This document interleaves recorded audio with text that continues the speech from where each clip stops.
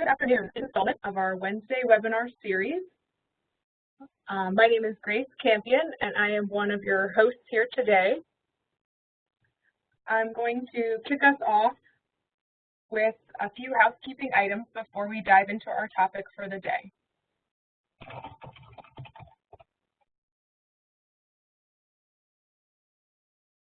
Our panelists will share their knowledge with us for the first part of our presentation, and we are reserving the remaining time of our 2 hours together here for any questions that you may have.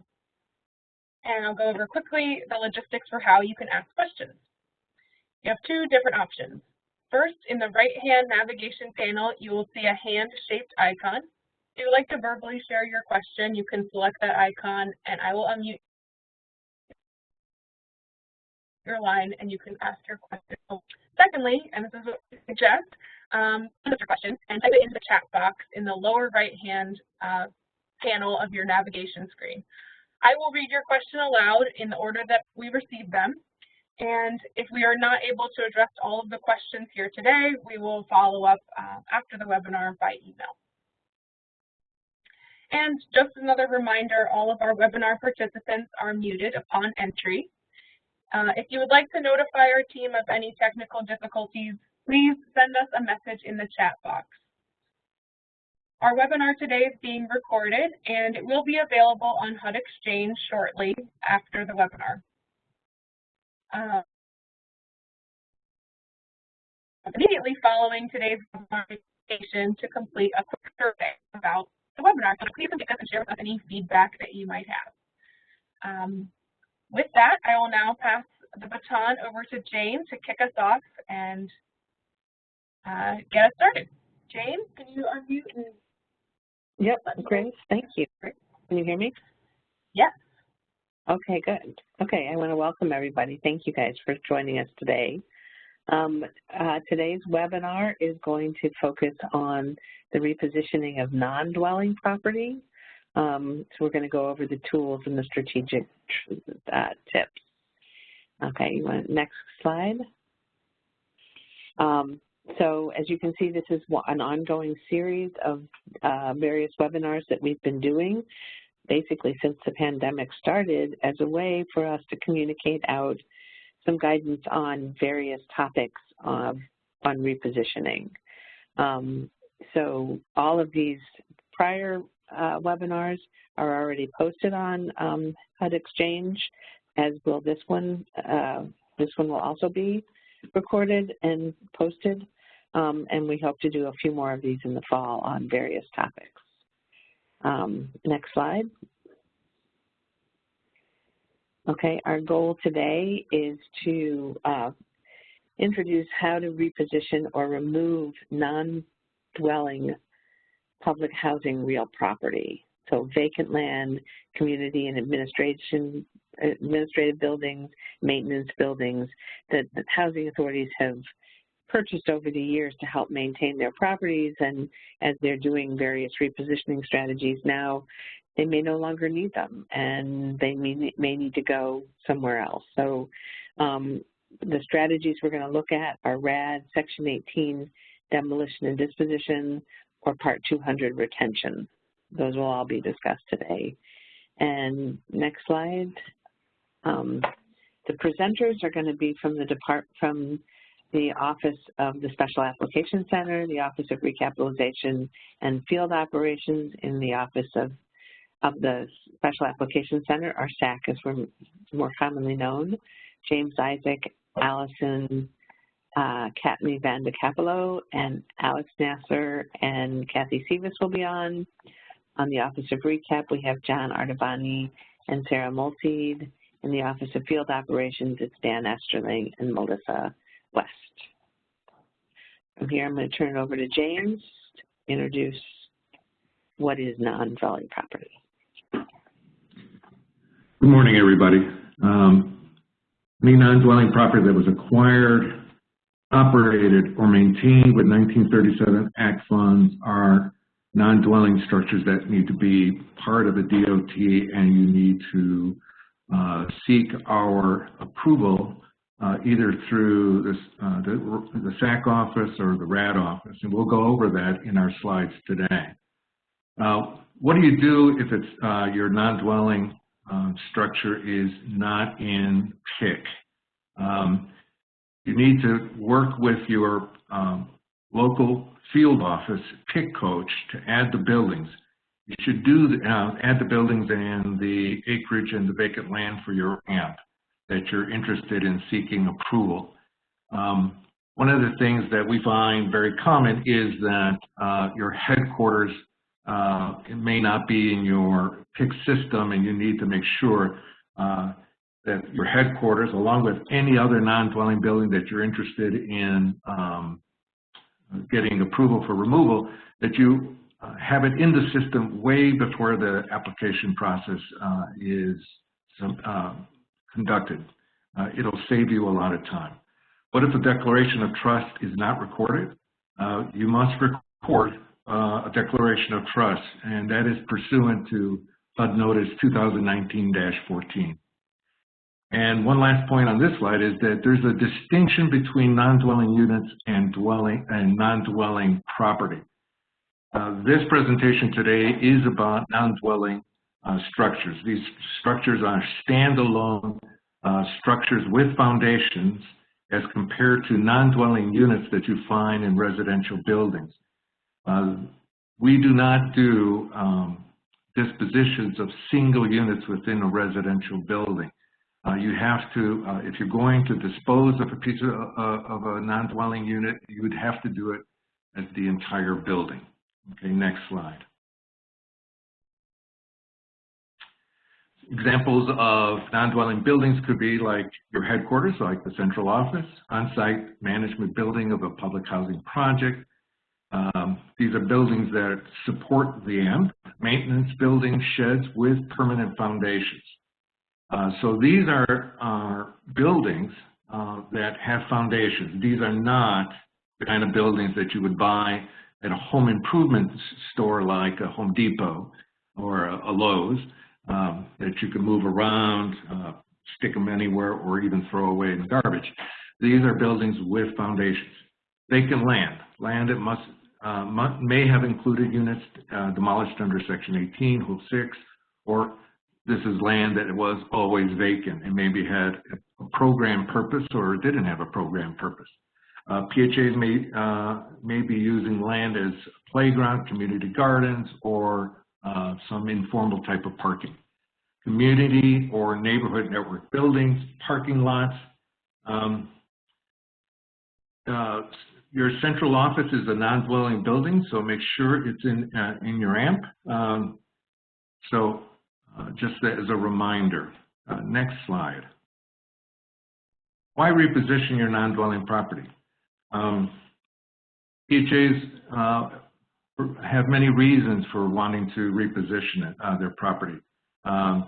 Maybe it's associated with an AMP that no longer has any ACC units, and you want to either sell, convey, or provide that non-dwelling to your new project. PHA is repositioning all of its units through RAD or Section 18 and closing out is another reason. PHA may want to replace the non-dwelling with a new non-dwelling. So those are your options. Next slide. So there are different options for repositioning that we will get into the next few slides. You can either reposition your non-dwellings through the RAD program, disposition under Section 18, demolition under Section 18, or retention under Part 200. I do want to remind everybody, if you want to acquire a non-dwelling or you want to acquire property for a non-dwelling purpose, you need to work with your local field office to make sure that you are working with them to acquire this property through the 24 CFR 905 process. And with that, next slide. Great, thank you. John, you're next as a speaker, so I welcome you to unmute and take it away. Yeah, thanks. Thanks, James. And good morning or good afternoon, everyone, depending on where you're listening from today. My name is John Erdavini. I'm with HUD's Office of Recapitalization, and I'm here to speak to you about a little program you may have heard of called Grad, the Rental Assistance Demonstration, right? So we can also reposition our non-dwelling properties through RAD.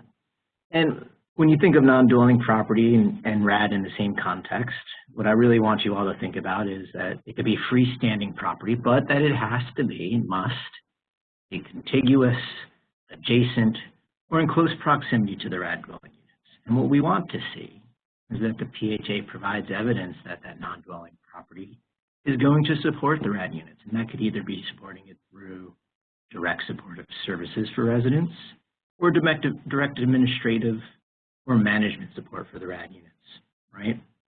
Now, those non-dwelling properties could or may also serve other residents or projects of the PHA, but provided property still primarily serves and supports the RAD units. And so James covered some of this already, right?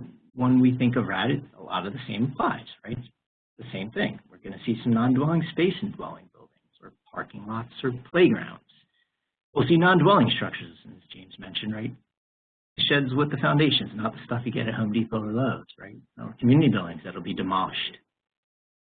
We're also going to see the freestanding non-dwelling buildings that support our RAD units. So we think of things like community centers or the maintenance building or the management office building. And when we say support, what we're meaning is that the units in the project are supported by the non-dwelling property. So think of a management office supporting the operations of that RAD converted property. We're not talking about the central Section 8 office of the housing authority, you know, thinking about if we're converting to project-based vouchers, the contract administration for the RAD units. What we're really talking about is the operational side of it and how it supports the RAD units. We also look at vacant land or other real property, things like community gardens or green space that may or may not have been maybe in a floodway or a flood zone at one point and has now been zoned. So we can't have units in that floodway or flood zone. And you know, a great example or a case study that I think of to kind of set it up with the vacant land is a great opportunity is, say you have a parcel, right, that is across the street from your RAD converted property. It's partially wooded, it's undeveloped. It really doesn't appear to support the RAD units in any way. And so when we're not supporting the RAD units, what you're going to see is what we call carve outs, right? It's called a carve out because it's not going to support the RAD units. So you'll convert your public housing ACC units through RAD, right? And you may use another action to either dispose of or retain, as James alluded to, whether it's Section 18 perhaps or Part 200, the non-dwelling property.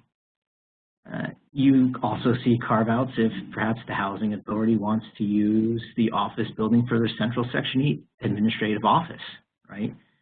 That's not supporting the RAD mission there. It's supporting the PHA's mission. So that's another reason why we see some of those carve-outs. Next slide, please. So ultimately, it's really going to depend on whether the non-dwelling property is converted through RAD or carved out and disposed of or retained through either Section 18 or Part 200. If we're going to convert it through RAD, okay, it must be transferred to or owned by a RAD entity in most cases. We're also going to see when it is converted through RAD, it's going to have to go under a RAD use agreement. We also see alternative restrictive covenants when something like a transfer of assistance happens, and that's when we take subsidy from one parcel and convert it and transfer it to another parcel. So it's put under an alternative restrictive covenant. When you have the carve-out options, right, you're not going to see the non-dwelling properties go under a RAD use agreement or alternative restrictive covenant, right? They're going to go through their Part 200 or Section 18 process. Really, this is really something to think about as you're going through the process. What we see a lot of times in the RAD conversion process is thinking of the non-dwelling property at the last minute. We shouldn't. You should actually think about it up front. And just because, say, historically, the non-dwelling property was a part of the AMP or was even a part of the DOT, if it's not supporting the RAD units, maybe it doesn't make sense to convert it with RAD, right, and dispose of it through RAD, reposition through RAD. for that non-dwelling property. So it's just something to think about when you're using RAD as a tool to convert either your non-dwelling property or your Section 9 public housing. Next slide, please. Thank you, John. Our next slide, Alex. Yeah, can you hear me, Grace? Yeah, you're all good. Take it away. All right, good. Yeah, thanks, John. Yeah, I'll be talking about Section 18 disposition. Disposition application can be standalone, or it can be part of an application that repositions units. The disposition can be to an entity controlled by the housing authority, such as an instrumentality of the housing authority. Justification. 24 CFR 970.17D. CFR stands for Code of Federal Regulation, for those who don't know what that means. Property exceeds the needs of the project. Exceeds the needs should be used if remainder of the site or all units are being dispositioned, or disposition is incidental to or doesn't interfere with continued operation of the remaining portion of the project. Incidental generally used for partial declaration of trust releases when remainder of the project will continue to be public housing. Structure of disposition. It can be a sale at fair market value, or it can be a sale via public bid. And both of these usually generate proceeds. And the last one would be a sale below fair market value. And in this case, the housing authority has to demonstrate commensurate public benefit and use agreement. What's the commensurate public benefit? Bottom line, it has to benefit low-income families and low-income individuals. And who are low-income families and low-income individuals? Those are the families and individuals who make 80% or below of the area median income, or AMI. Okay? Examples of commensurate public benefit. We have here administration building that will serve Public Housing Authority Central Housing Choice Voucher Program, or it can be a maintenance or community building that will serve repositioned units, or it can be a vacant land that will be developed as fair cloth to RAD units, which means RAD will expand and redevelop more units than what's existing. If anybody has any questions, please write them down and leave them to the end at Q&A, and we'll be happy to answer them. Okay, thank you. Thank you, Alex. And Allison, I'll invite you to unmute and take us on this next slide. Hi, thanks, Grace. I'm Allison Capane with the Special Application Center, and like Alex, I'm also a reviewer of these applications. And I'm going to talk specifically about Section 18 demolition. And HUD approval is required for all demolitions of permanent non-dwelling structures under Section 18. And approval is not required for the non-permanent accessory structures, i.e. without foundations, like James mentioned. Just want to stress this, and it should be in PIC, but you also have other options. HUD may also approve demolition of non-dwelling permanent structures as part of a RAD, a choice neighborhood, a voluntary conversion, or even a required conversion. And in Section 18 demolitions of non-dwelling structures, we see three types of justifications under physical, locational, or functional, and that falls under 24 CFR 970.15. And typically we see physical obsolescence. An example is like, say, a gymnasium or a community room building, and the housing authority will provide SAC with a rehab cost estimate. And instead of the 52860B, like we do dwelling obsolescence apps, HUD will do an RS means cost index and calculate an RS means TDC that is uniquely created for that non-dwelling building. So the housing authority would provide us with the building type, the square foot, the height, construction materials, so that we can calculate that unique TDC. And this applies, again, for non-dwelling buildings, not a non-dwelling unit within a dwelling building. If it is just a non-dwelling unit, that will be part of a removal application for dwelling buildings. Say it's a community room, maybe like a 2-bedroom in a high-rise apartment. That dwelling unit physical obsolescence review will follow that normal TDC with a 52860B form. Another reason is locational, and that could be that the site is contaminated, it's a Superfund site, it's an environmental hazard, and it would be unsafe and unfit to house people there. Maybe it's a community building or admin building, so the cleanup cost is maybe too high because of that. So we would require, an example would be a third-party report showing that the mitigation or remediation cost exceeds that cost test. And lastly, the functional other, this is on a case-by-case basis of what we might request in terms of supportive documents. But one example is a building no longer is needed, say it's a scattered site and you had a central warehouse that housed all your extra ovens or supplies, and you're doing an asset management review and you no longer need the building.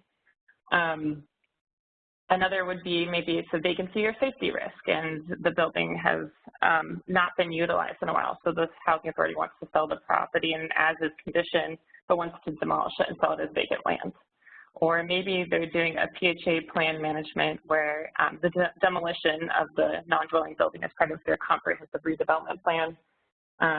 And so those are just some of the examples there. And one thing I want to note is that capital funds and demolition costs is that PHA, if they plan to use capital funds to demolish a non-dwelling structure, it must independently comply with all the applicable requirements of 24 CFR 905.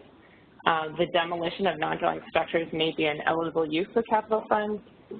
However, the PHA must include that demolition activity in its 5-year CSP action plan and comply with all other applicable demolition requirements for public housing property, whether it's status vacant, procurement rules for a demolition contractor, Section 3, and CAP funds cannot be used for demo after a disposition has occurred. So if you're thinking about application types, if the PHA plans to dispose of the vacant land immediately after demolition, it should consider a disposition-only alternative so that that acquiring entity can take care of the demolition, especially if the PHA is planning on using its capital funds to pay for that demo.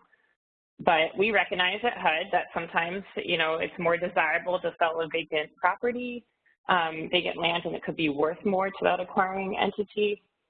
And maybe the PHA will recoup some of the demo costs in the sale price. So the as-is condition is maybe not how you're going to find a buyer for the site. And in terms of declaration of trust, that'll remain in place until the disposition or the retention approval. After the demolition, the vacant land will remain subject to the DOT until it receives the SAC approval to dispose of that vacant land under Section 18 or retain the vacant land outside of public housing restrictions via Part 200. You can see Notice 2016-20 for more information. And until it receives approval to release the DOT, the PHA must use the vacant land for purposes that are consistent with public housing.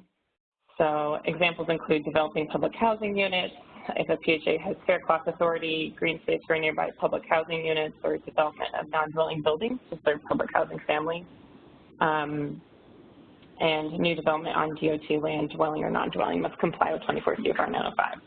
So you should work closely with the field office to develop and carry out those plans.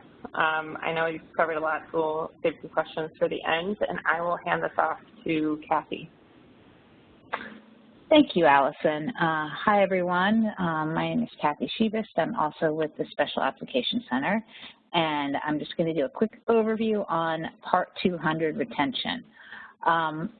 So Part 200 is an alternative tool to Section 18 disposition that allows PHAs to retain property in their own name outside of the public housing program.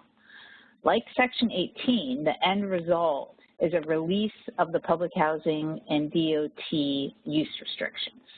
And like Section 18, it requires a SAC application and most of the same submissions, board resolution, environmental review, PHA plan, all that.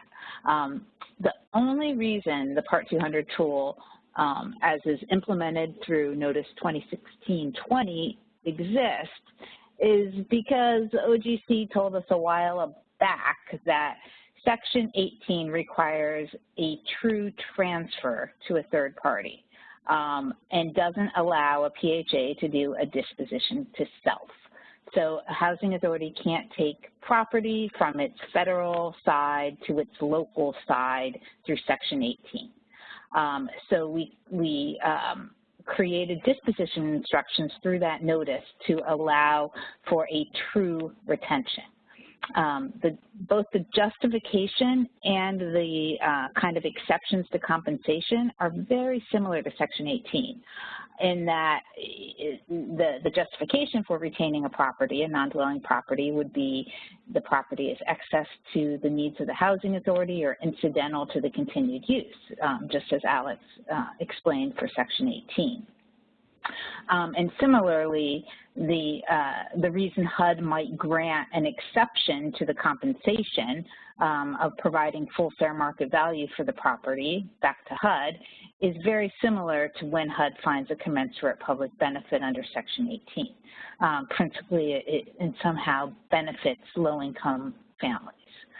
I will stress that Part 200 is not nearly as streamlined as the Section 18 disposition process. It requires a lot more headquarter review and involvement. Although SAC reviews applications, the signature authority for Part 200s is with the Deputy Assistant Secretary of OPHI, and if you are requesting an exception to fully compensate HUD for HUD's contribution to the property, which is generally 100%, HUD treats that as a regulation waiver. So it needs to be signed by the Assistant Secretary of Public Housing, processed as a reg waiver process, and reviewed by OGC. So it takes a lot more effort to get to the end of a Part 200. As many of you know, there are ways to structure Section 18 dispositions so that the housing authority retains full control after the third-party transfer. So many times housing authorities already have their own nonprofits or can create one pretty easily and can transfer public housing property, including non-dwelling property, to that entity under Section 18, which is, again, a lot more streamlined.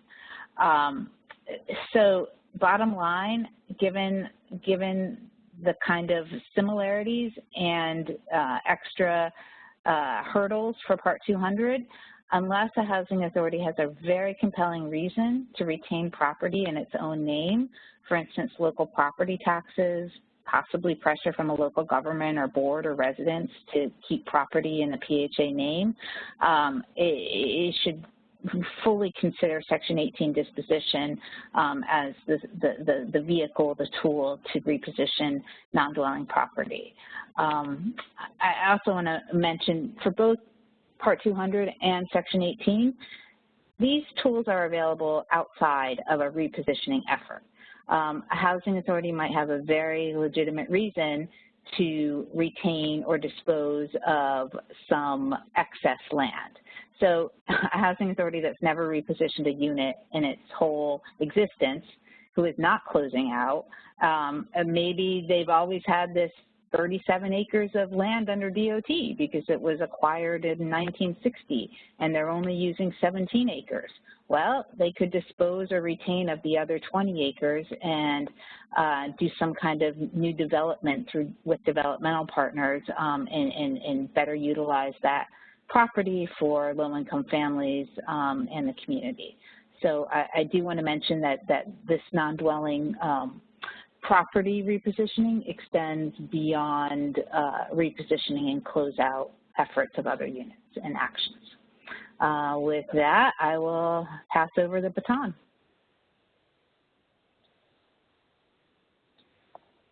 I believe Melissa. Thanks, Kathy. So I'm Melissa West, and I'm a program analyst in the Office of Field Operations. And I'm just going to spend a few minutes here talking about some areas for consideration when you're repositioning non-dwelling public housing property that you might want to give just a little bit more time and attention and maybe upfront planning to. And so the first of those areas is environmental review, which also encompasses some historic preservation considerations. So completing an environmental review, of course, is familiar to all of you. But what we sometimes see, and maybe even a little bit disproportionately anecdotally, is when non-dwelling public housing property is being repositioned, sometimes the field office will see environmental reviews coming into the field office that, you know, sometimes right off the bat, it shows that the housing authority might be thinking, oh, this is just non-dwelling property. You know, this is just vacant land, this is just a non-dwelling building, and maybe assume that it requires a lower level of environmental review. So we just wanted to start by noting that environmental review under Part 58, or in very limited circumstances, Part 50, is always required before the SAC will approve a Section 18 or a Part 200 application. It's also, of course, required under RAD conversions. And specifically for inventory removal actions under Section 18, just a note that you will always need to complete at least a minimum of what we call a CEST level review.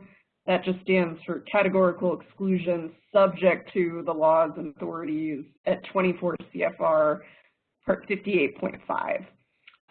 And so basically what that means in you know, a little bit more of our informal language is that some of you are familiar with a level of environmental review where activities are exempt and they're mostly just administrative activities.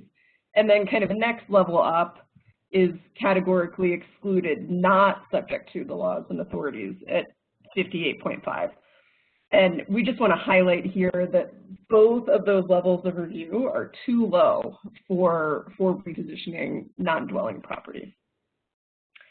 So moving on just a little bit to talk about one particular area that can really throw a wrench in your timing plans if you haven't thought about it up front, which is part of that environmental review, and that is considering Section 106 of the National Historic Preservation Act and whether that might apply to any of your non-dwelling property. So again, just anecdotally working in the field, we've seen that sometimes it's our non-dwelling buildings that might more frequently be eligible for or listed for the historic register. So a recent example of that in our map network was a non-dwelling public housing building that was used as a community space, but it was actually a home that was built prior to 1972, so it has to be at least 50 years old. And, you know, probably you or I just driving past never would have thought that that was a historic property. But the Colorado SHPO and HUD determined that it was. And so it just required some extra considerations, planning. In that particular case, it required recording of a historic preservation covenant. So that's just one example. A lot of times we see administrative buildings might be in a historic building downtown too. And again, it's just important to note that this consideration applies to not only to properties that are listed on a historic register, but also for those that are just eligible for the historic register. Okay, I think we can move on to the next slide. So the other thing we want to talk about is a little bit about timing and planning and some closeout considerations. So oftentimes when we're disposing of our non-dwelling property or repositioning our non-dwelling property, it's because a housing authority is closing out its public housing program. Now, as Kathy just mentioned, there are options for repositioning your non-dwelling public housing property, even if you're not closing out. But closeout takes into account some specific considerations. So as we note here, first of all, you cannot close out, and by close out we mean terminate your ACC, until all of your non-dwelling property is repositioned. So again, when we're thinking about planning on the front end, it's very important that the housing authority has a plan in place and thinks about, if we're going to reposition our units through RAD, for example, how our dwelling units, how do we want to reposition our non-dwelling public housing property? Maybe our admin buildings, maybe our vacant land. And so when we're thinking about that, we're just noting that just repositioning your units isn't going to get you to closeout. In order to get to closeout, you have to make sure that you have first repositioned all of your non-dwelling properties. And then after that, there is a process that takes place. So the process for going through and actually closing out requires you submit a form to HUD, and it's called your notification of closeout, the 5837. Some of you may be familiar with that. And this is a process that can potentially take several years. And some of the reasons for that is that part of the closeout process includes activities such as resolution of any outstanding legal matters, closing out all your grants. There's a period for performance for all of your open grants. And ultimately, towards the end, there's an audit, reconciliation of your funds, so on and so forth. So just noting that if you are at the tail end of the process and your plan is to close out your program, make sure that you have a plan in place for your non-dwelling property, and that you know that you're still going to have some of these required actions that you'll take in close coordination with your field office to actually close out your program. A couple of other notes on this particular slide. One is that if you happen to be transferring or consolidating your program with another housing authority under PAH Notice 2014-24, the process that's set forth there, you will also be transferring your non-dwelling property to that receiving PHA. And another consideration is that if you get any proceeds from your non-dwelling property disposition, how are you going to use those proceeds? Here there are particular requirements that those proceeds be used to serve low-income families. And we just want to note that in the case of a public housing only agency, if you are closing out your public housing program, you really need to have a plan in place for how to use those proceeds, because your options are going to be very limited if you're public housing only and if you're closing out your program. So just some considerations there. You can refer to PIH Notice 2020-23 for more information on the use of proceeds and some of those eligible uses. Just a couple other things I want to note real quickly. You know, as James mentioned earlier, you can best expedite your process for ensuring that your non-dwelling property is removed as efficiently as possible if you make sure that you have all of that non-dwelling property already in PIC prior to your submission for an inventory removal request. And you know, the best advice that I can give in working on closeouts is just make sure that you're communicating with your field office. You know, try to respond to requests for information timely, make sure you bring any questions you have to them, and just again, really focusing on the front end, on the planning process. Kind of the goal of this presentation is to make sure that when we're thinking about repositioning, that we're not forgetting repositioning our non-dwelling public housing property. And so make sure it's in PIC, make sure that you have a plan, and we can flip over to the next slide here for a second to talk a little bit about considerations for that planning process. So we're not going to walk through every detail of this chart, but generally the goal of this chart is just showing that if you're going, you have multiple options for different goals that you're trying to achieve for your non-dwelling property when you're going to reposition it. And as you can see from, you know, a lot of the yeses on this chart and even the no unless options, for any of these very common scenarios or most common scenarios, you have more than one option. And what we really want our housing authorities to think about on the front end is, what are my goals? What are my goals for this non-dwelling property? So that you pick the option that best meets those goals. And that will be really fact specific. Do you have a voucher program? Are you going to still need admin space? Maybe you want to dispose of your central office building to your nonprofit arm, but maybe you still have a voucher program and you'll want to lease back part of that office space to run your voucher program out of. Maybe you're closing out and all you're going to have is a RAD project, and so maybe it makes sense for your non-dwelling property that's in close proximity to your RAD project to continue supporting that project. So maybe you'll bring it through RAD. So the goal of this chart is just to really show how many different options you have, the different considerations for each of those options, and just in hopes that you choose the best fit for yourself on the front end. This is a great kind of reference slide to look back at when you think about what your repositioning goal is and kind of compare some of the different options. And I think we can hop to the next slide here. And this last slide is just consolidating some of the resources that we've mentioned throughout the rest of the presentation. First and foremost, our repositioning webpage. That's a great jumping off point to a plethora of repositioning resources, both what was included here and then many more.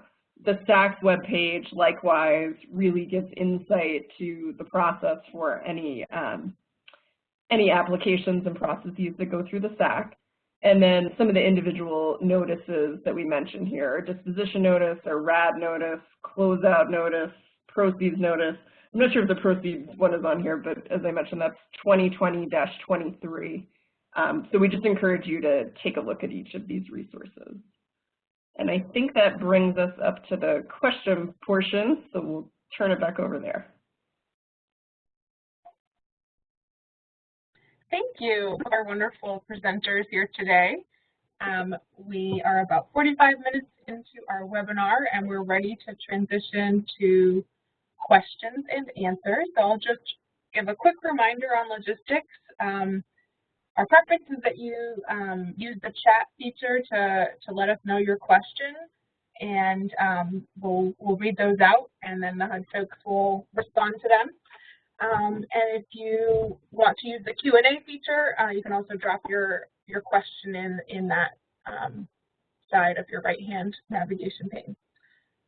So without further ado, we had 3 questions come in during the presentation. So I'm going to go ahead and get us started with the first one that came in. I'm going to read it out loud, and I'm also going to put it into our into the chat box so you can read it. All right, our first question is, can you define commensurate public benefit? What standards does SAC use to determine if enough low-income families are being helped to justify a certain reduction in price? So, let's see. Who's from the HUD team? Alex, would you like to take this one on? Yeah, Jane, do you want me to answer that?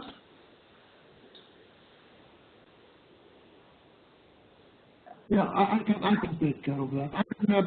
There's so much.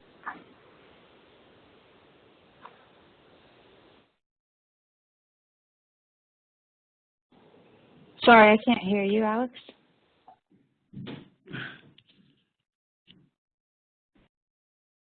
Maybe.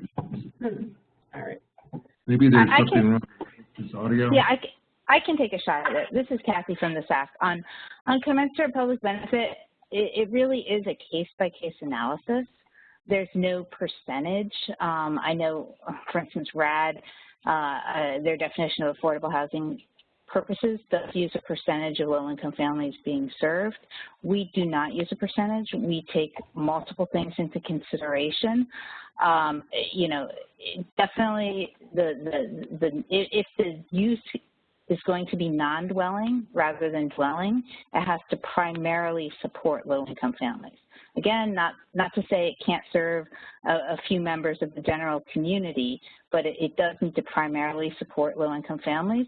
We will also consider things like, well, what's the value of the property, and is the housing authority getting any proceeds back? How much time is left on the DOT? Maybe only 4 years are left under the use restriction. So we take a multiple things into consideration in determining if there's sufficient commensurate public benefit. Similarly, you know, the length of time you're willing to commit. So if the property isn't worth much or there's not much time left on the DOT, maybe it's not a 30-year use restriction, but if there's, you know, if the property is worth a lot and there's a lot of time left on the use restriction, you know, we're really going to look for that 30 years through an enforceable covenant. So I'm not sure that helps, but it's really case by case.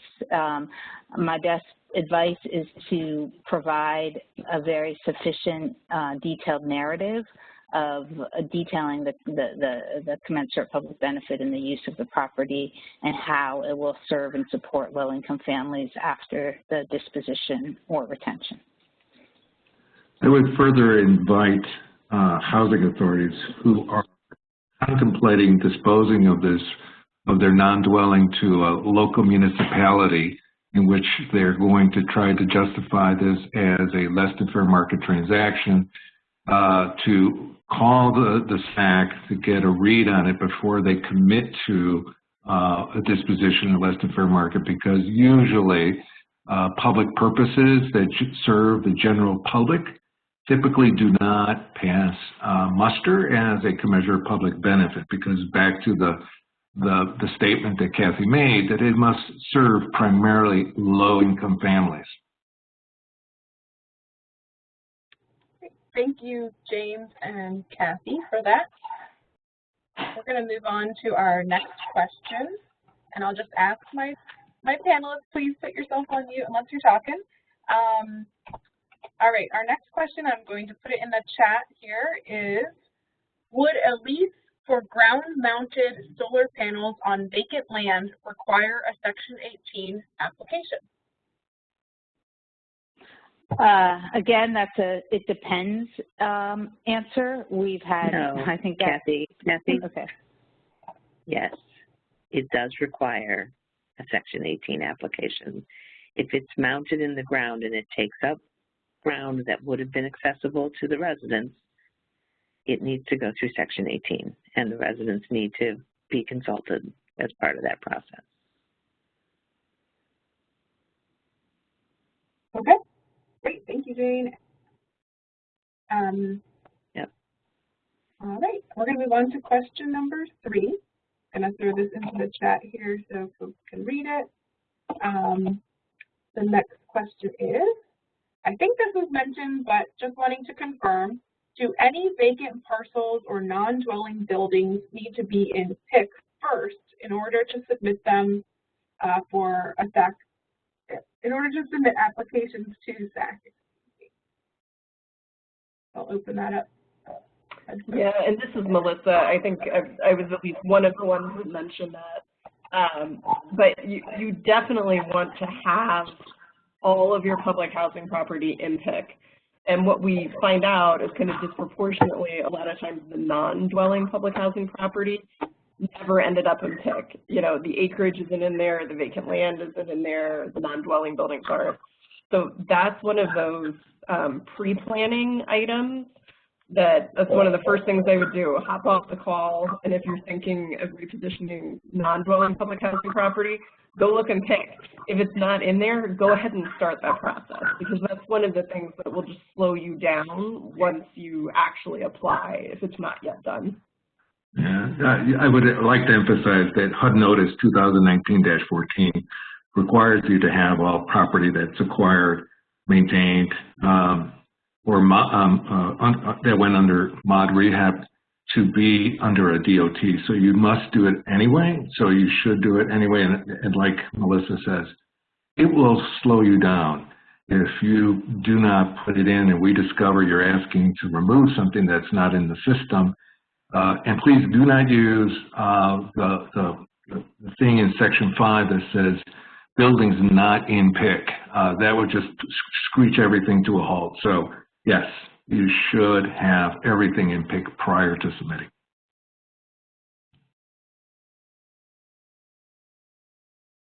Great, thank you. We have one more, number 4. I'm going to put this into the chat and read it out.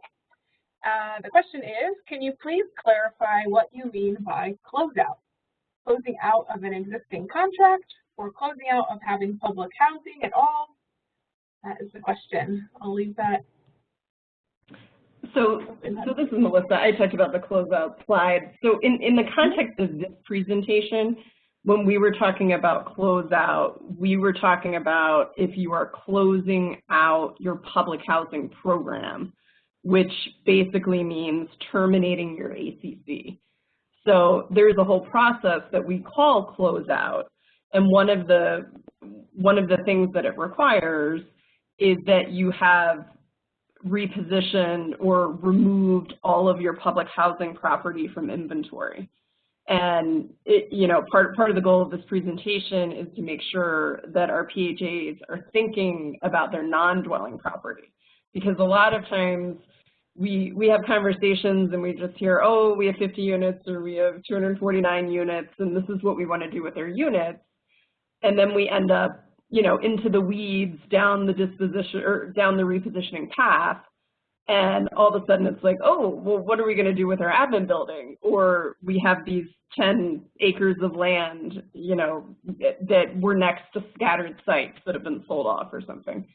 So when we talk about closeout in the context of this presentation, we're talking about the process of closing out your entire public housing program, which culminates in termination of your public housing ACC.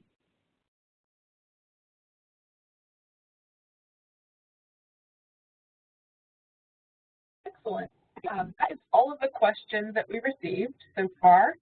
I'll invite, give us 30 seconds here for all of our participants. If you have any questions, please throw them in the chat box and we'll read them out.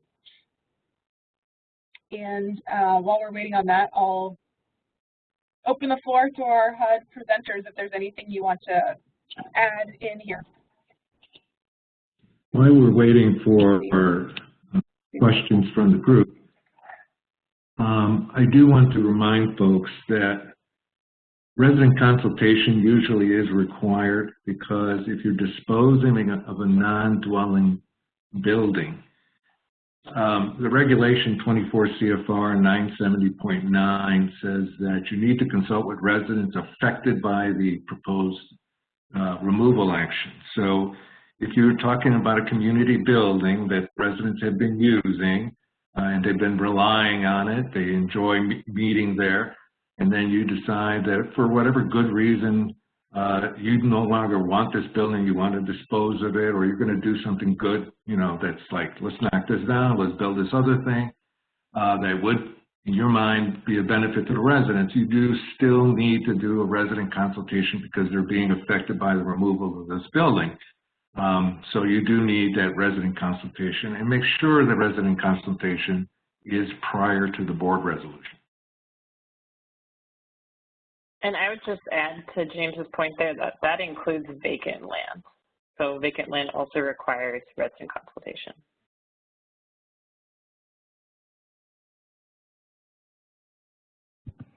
And one other. Thank you.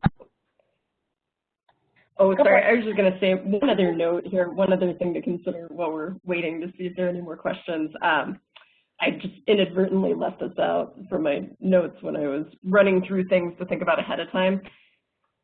Particularly if you decide to reposition your non-dwelling public housing property through a separate process, one of the things you might need to do is potentially have that property resurveyed. You might need to legally subdivide it in a different way. So let's say let's say you're having a RAD conversion and you decide that, you know, your admin building that's next door, you want it to go to your nonprofit instead, as opposed to converting with the RAD property. You know, sometimes when these properties are side by side or contiguous, and if you're going to be selling them off to different entities, you might need to go through that process of obtaining a new survey, legally subdividing them, so on and so forth. So that's just another, you know, really ahead of time thing that you want to think about. You don't want to get, you know, halfway through your RAD conversion and you're on the concept call and, you know, you say, oh, we want the admin building to go somewhere else or to someone else, and then, you know, face months of delays in trying to deal with the legal property, you know, potential for subdividing, that sort of thing. So that's just another one of the front end considerations.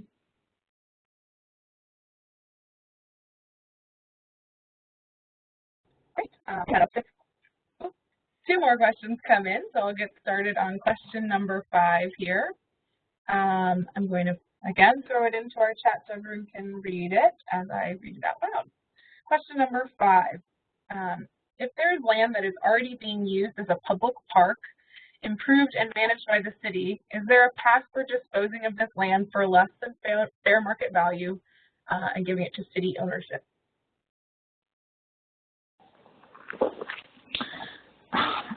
I mean, not really. If the city, if it's under DOT and it was acquired with 1937 Act funds, even if it's not under DOT, but if it was acquired with 1937 Act funds and it's public housing property, there's no like grandfathering in or common law use if the city has been using it as a park, probably incorrectly for years. There's no streamlined path to allow the city to acquire or continue to retain it for its general public use. I mean, but the city can pay for it, and we would encourage you to sell the land to the city and still do a Section 18 application for that.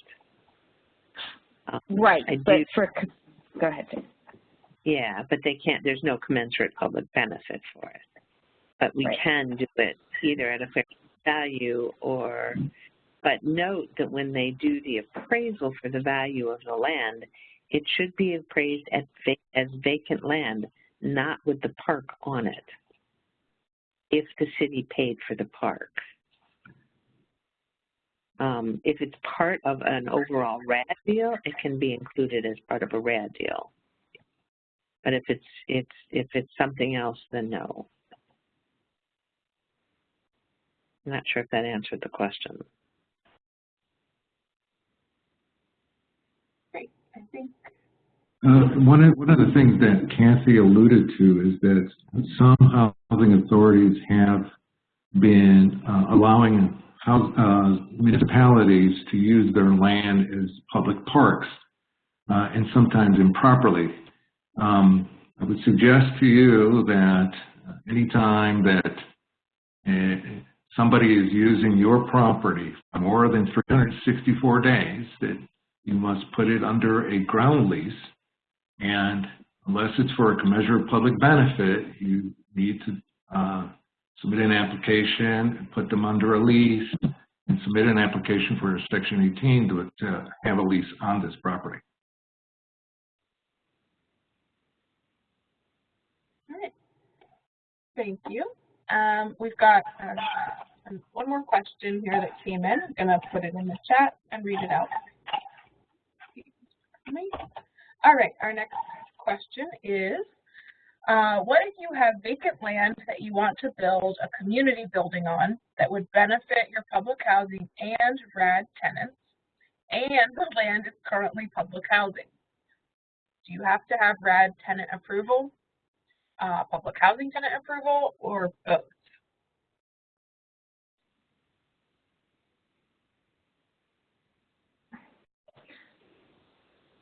So I think there, you and John and Jane chime in here, or anyone else, but you have to make a decision whether you want to transfer that property as part of the RAD transaction and put it under a RAD use agreement. That's right. And the RAD office and the field office will work together to confirm that it primarily supports the RAD units.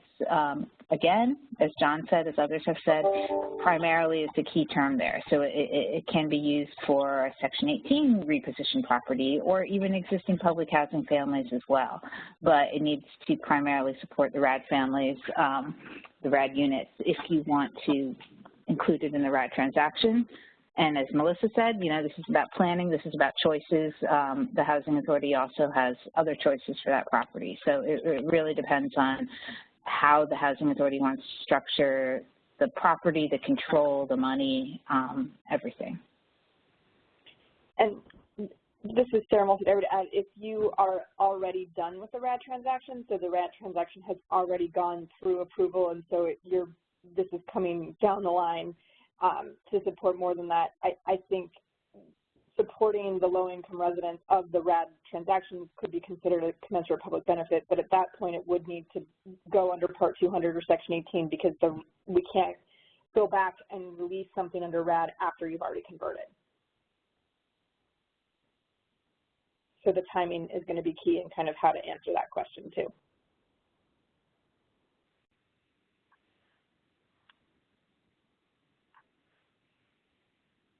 Here, we don't have any other questions at this moment, and I want to just open the floor to our HUD presenters. Is there any final, responses to any of the questions or notes before we wrap things up? Okay.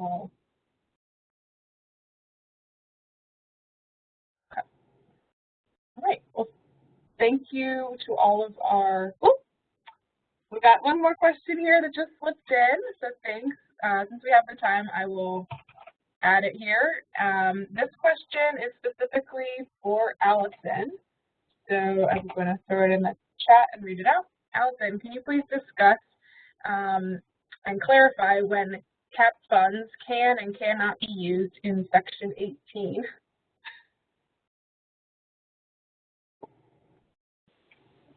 Yes, so if, and please chime in, anyone else from back here, but if the PHA wants to use CAP funds, they need to make sure that it's included in their 5-year CFP action plan, and then it's complying with 24 CFR 905. And CAP funds can be used for the demo as long as it occurs prior to disposition. So say you have a demo dispo application, you demolish the building, use CAP funds to demo it, it's in the action plan, it's following everything under 24 CFR 905, and then you're disposing of vacant land. That can be done. You cannot use CAP funds if you are planning to dispose of the land and then you may struck a deal with the acquiring entity and said, hey, we'll help you demo it if you buy this property. So in that case, the CAP funds cannot be used, or if you didn't include the CAP funds in that action plan ahead of time. So it needs to be recorded. I don't know if that answers their question specifically.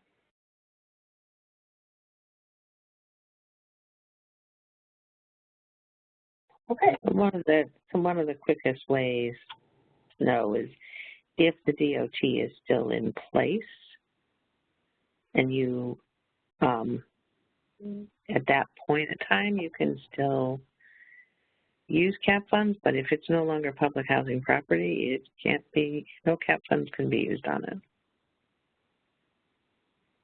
So. Yeah, it's a good trigger. Thank you, Allison and Jane. We have one more question that came in here. So question number 8, I'm putting it in the chat.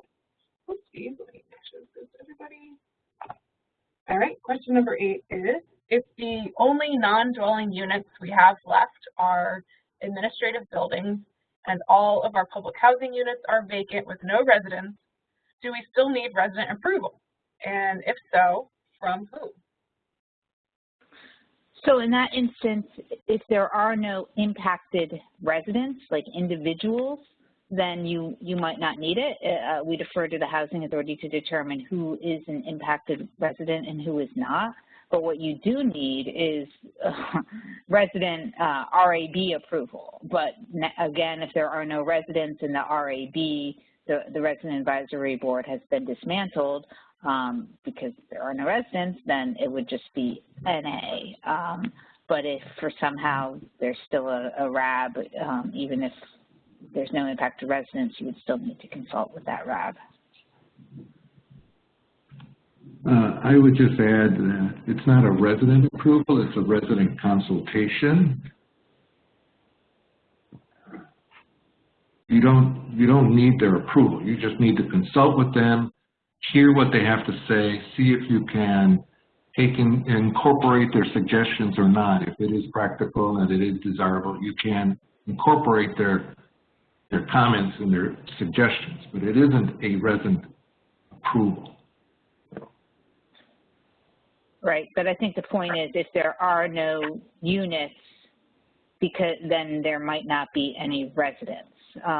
So if there are no impact to residents, you obviously don't have to consult with them, but again, maybe there's an existing resident advisory board that still exists. Just like even if you remove all your public housing units, if you haven't closed out your public housing program, you still might have to submit an annual PHA plan until the closeout occurs. So if you still have an RAB on the books and any members in that for some reason, you would still need to consult with them. And I would also say that it's very rare that this seems like a very specific case where there's absolutely no public housing units and it's just the non-dwelling buildings for admin. In the case of the examples of the vacant land and getting resident consultation, say the vacant land is the last thing remaining in that development or AMP, you would go to the resident advisory board for that consultation.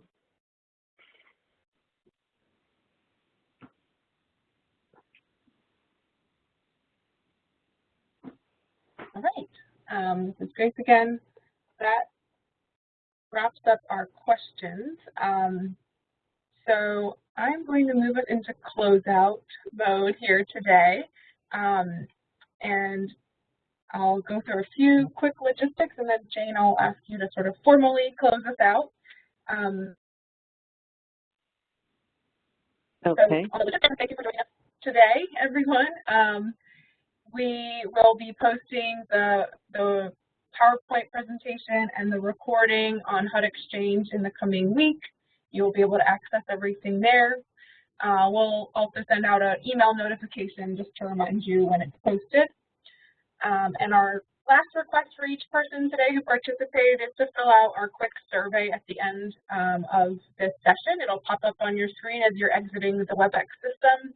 Please click on it and fill it out quickly. We love feedback, and we would just ask you to take a minute to let us know how today went.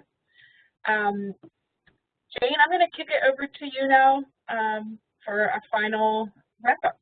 Yeah, so thank you. I want to thank all our presenters today. You guys did a great job, and I want to thank everybody for joining us today. I think we had pretty good attendance, and again, this will be posted on HUD Exchange, as Grace mentioned. So please, if you have other questions, feel free to send them to stacta@hud.gov. It helps guide us if we know what questions you have, either specifically or more important, you know, what's on your mind. It helps us to try to tailor our policies and our guidance for you. So we love to get questions. So please continue to ask. And thank you for your time today. I appreciate it. Thanks, everybody. Thank you. Have a good day.